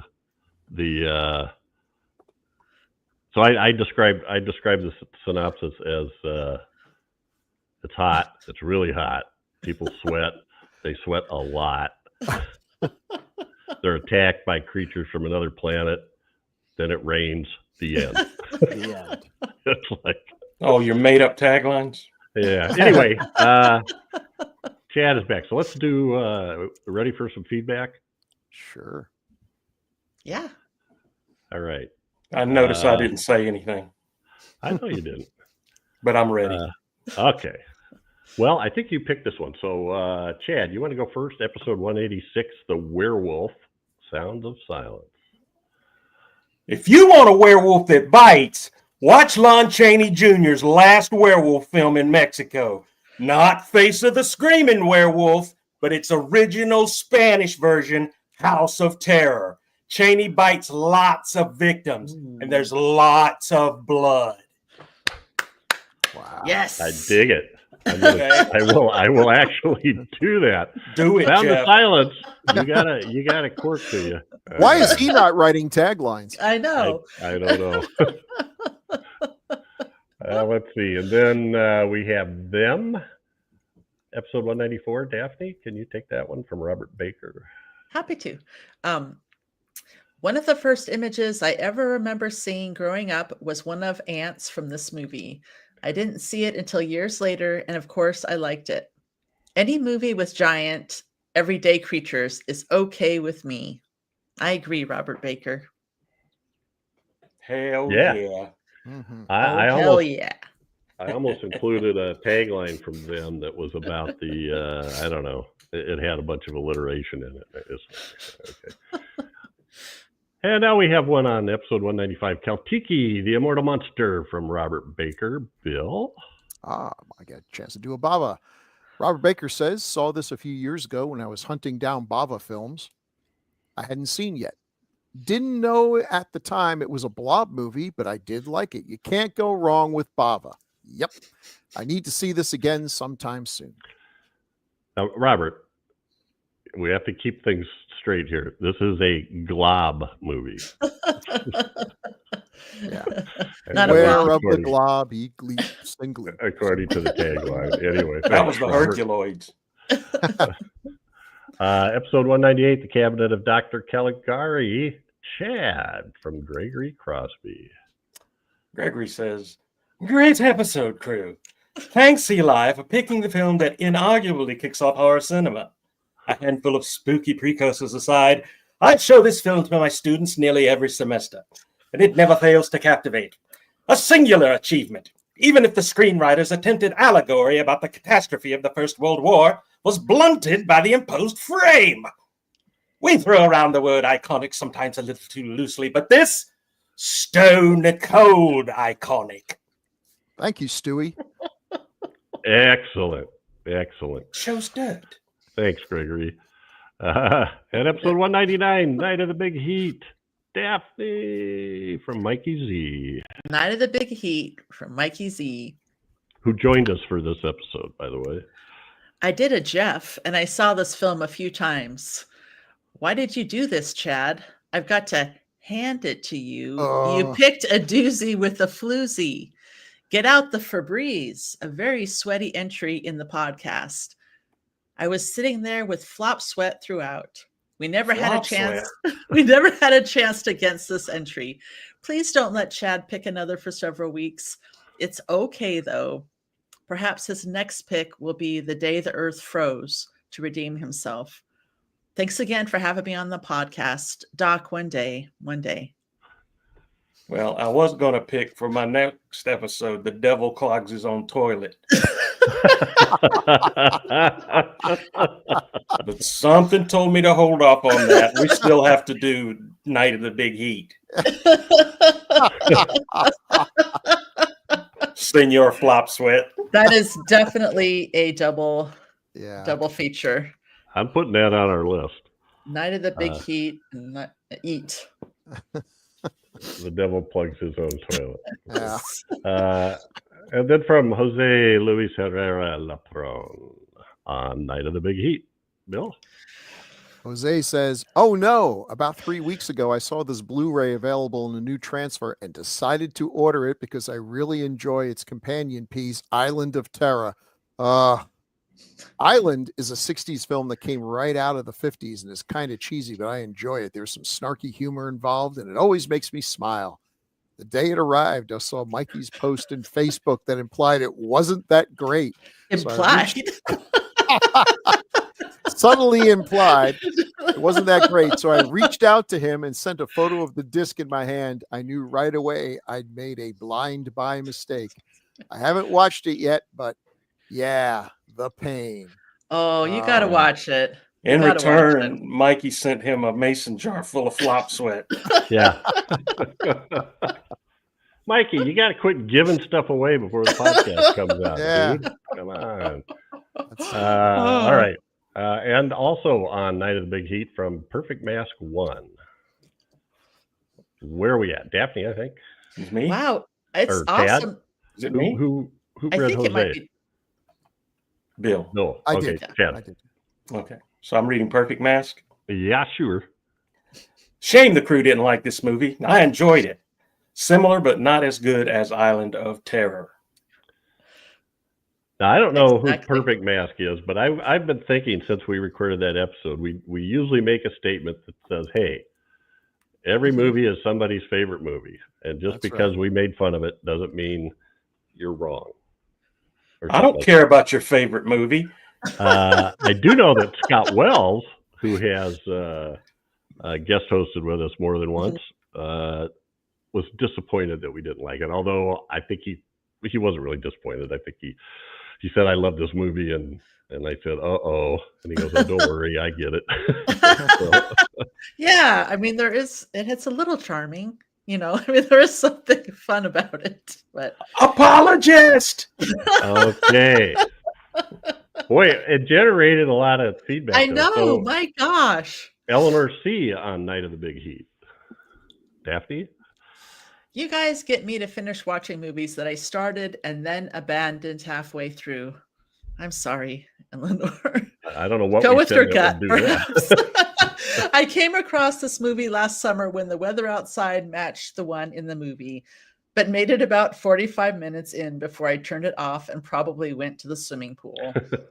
I like the science fiction plotline more than the love triangle, but not by much. The ending is really bad. Still, at least I finally finished it, checked it off my list, and never have to watch it again. Good job, Eleanor. Thanks, Eleanor. Way to hang in there. Something to be said for following through. True. Thanks, Eleanor. And finally, from Gregory Crosby. No, not finally. From Gregory Crosby on Night of the Big Heat. Bill? Yep. Boy, for a bad movie, you got a lot of comments. It sure did. One of the many public services Decades of Horror offers is the red flag. Had I stumbled over this while scrolling through a streaming service, I might well have been tempted. Lee, Cushing, Terrence Fisher. Now I know to just keep scrolling. Also, it's high time the Grue Crew took on a properly creepy and effective low-budget Fisher. 1964, The Earth Dies Screaming. Yeah, that's a much, much, much better movie. And in fact, then Jose replied to him, yes, I've always enjoyed The Earth Dies Screaming, a good example of how to make a fine little film on a shoestring. I don't know. This movie I got bit the first time. I don't want to stick my hand back in the dog's mouth again. Well, I just because it's Fisher. Well, I've seen The Earth Dies Screaming, and it's a decent apocalyptic. It seems kind of derivative to a couple other things I've seen, but it's still interesting. Sounds like more horror adjacent. No, it's the end of the world, dude.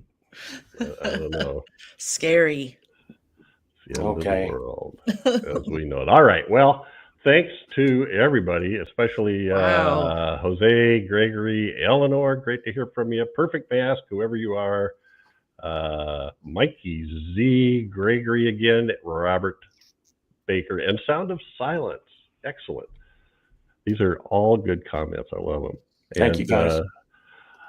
It's easy to stay in touch with us. So you could make comments on the Gruesome Magazine YouTube channel, or you can send feedback to feedback@gruesomemagazine.com, or make comments on Gruesome Magazine's HNR and DOH podcast Facebook group.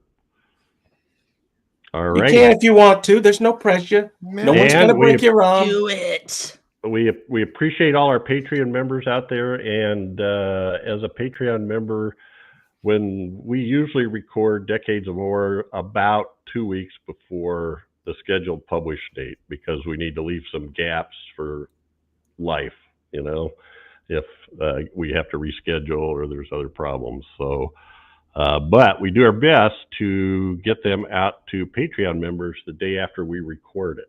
So you will usually get it around 10 to 12 days before it's going to go public for just $2. And what else do they get, Chad? You get a portfolio of Jeff's new nudie montage calendar for 2025. Oh. Bill's face. For $50, you don't get it. Yeah, that'll put you off your feed. Look at the month of May. That's all. Bill, what was I hoping that Catchy was going to talk about? There's a pig involved. No. Hey, that's not nice. Well, I am from Iowa. Not for the pig. No, what we're talking about is we did 20 episodes on Kolchak the Night Stalker. Oh yeah, and that's only available on Patreon. So if you're a Kolchak fan, you could check that out too. That's worth it in and of itself. If you're not a Kolchak fan, what's wrong with you? We'll make you one. All right, you like it or not. Yeah, that's it for this episode. But every 2 weeks, we'll be focusing on a specific film released between 1920 and 1969. Next up is one chosen by Daphne. What are we doing, Daphne? We are doing Kuroneko, a 1968 Japanese movie. According to Jeff, a Japanese tale of abuse, murder, and vengeful ghosts. It's really good. Was IMDb. Okay, it's really good. I've wanted to talk with you guys about it for a while. last time I looked, it wasn't streaming, but it is now.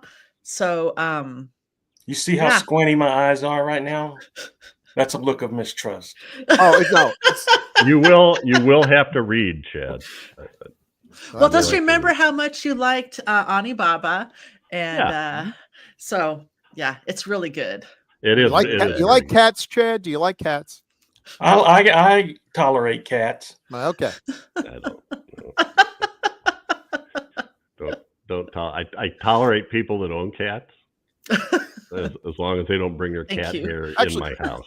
Movies like this, it doesn't matter. If you like cats, you're like, yeah, you go get them, kitty. And if you don't like cats, you're like, well, here's the reason I don't like them, because they're going to eat my eyes or something. You know? Well, as long as it's not horror adjacent.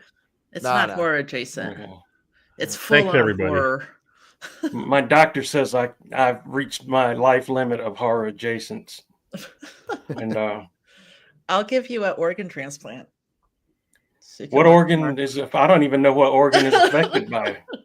It's a gland. It's some sort of gland. It's some sort of gland. Yeah, I'm here for you to look at my horror adjacent gland. It's probably moist.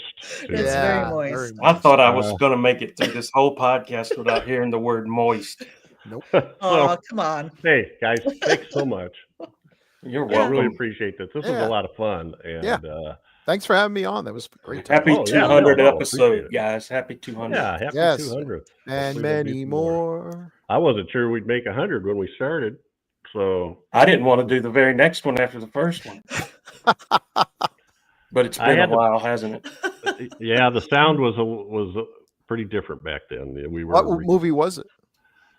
Well, the first one we did was Psycho. Okay.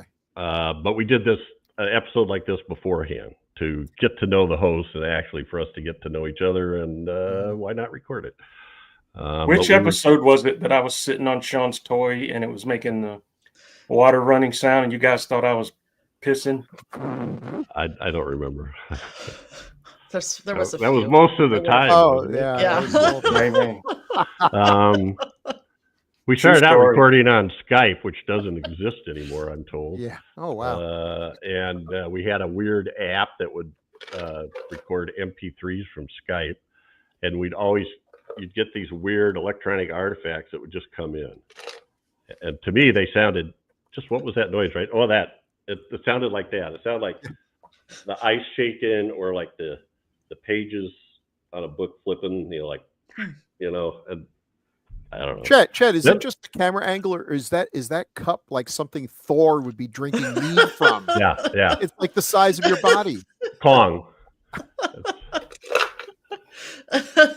There, now you have something to. Oh, now I know what it is. It's Chad drinking. The ice falling. That's why we must play the Niflhelm. We went to Discord for a while, which gave us access to edit individual channels, but it also became kind of lengthy. But then once we went to video, that all ended. And that's okay. I like what we're doing. It's nice to be able to see you guys.